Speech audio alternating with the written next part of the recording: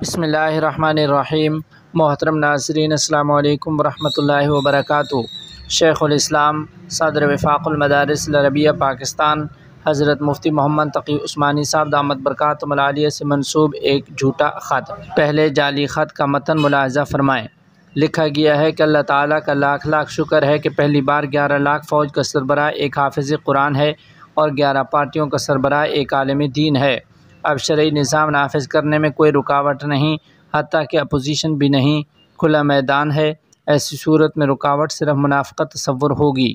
مجھے قوی امید ہے کہ جمعیت علماء اسلام کی قیادت اس مسئلے پر اپنا حقیقی سیاسی اور دینی کردار ادا کر کے دنیا اور آخرت میں سرخرو ہوگی اور پاکستان کو اصل معنوں میں شریعت محمدی صلی اللہ علیہ وسلم کا تحفہ دے کر تمام فتنوں کا سر کچل دے گی۔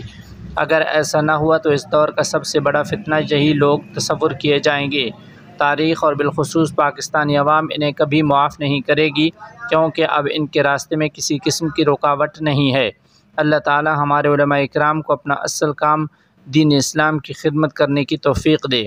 اس جعلی خط پر رد عمل دیتے ہوئے وفاق المدارس العربیہ پاکستان کے میڈیا کوآرڈینیٹر حضرت مولانا طلحہ رحمانی صاحب دامت برکاتہم العالیہ نے لکھا ہے کہ زیر نظر تحریر فیک اور جعلی ہے۔ جن حضرات کی آئی ڈی سے یہ شیئر ہو رہی ہے ان کے خلاف رپورٹ کی جا رہی ہے۔